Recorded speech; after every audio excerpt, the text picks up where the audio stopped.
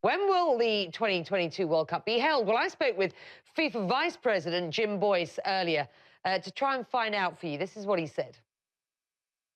I think it's unfair to ask me that question because what has to happen now is that the people who are involved, including the people from Qatar, they sit down and they work out a situation that's going to cause the minimum disruption that possibly can be made to football, not only in Europe but throughout the world.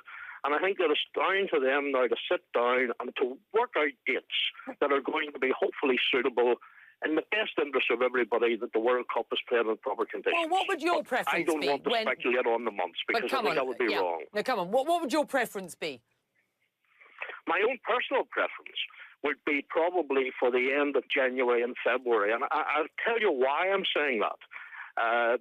A lot of leagues actually do close down in the winter. A lot of leagues, for example, in the likes of countries like Scandinavia, the Baltic countries, they can't play during this period because of weather conditions. So I think that it has to be, they have to sit down and they have to look at the minimum disruption that's going to be possible. So as I say to you, I think, people have to sit down, they have to come up with the best solution, but that's only a personal preference, as I say, and I think it's down to the people involved and to sit down and work out the best dates. Certainly, surely, is not going to be the EPL, the English Premier League's decision, because they do play over the winter. It will be disruptive. Are you telling me today that the EPL and the English FA are on board at this point?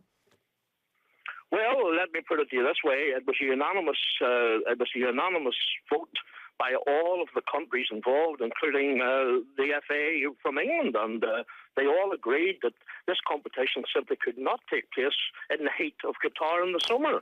So you're asking me a question. Obviously, the Premier League have already stated their objections to it taking place. But as I say, this is the interest of football. That's all really, Becky, that I'm interested in. And I genuinely hope that people can sit down and work out a solution. It's a one-off.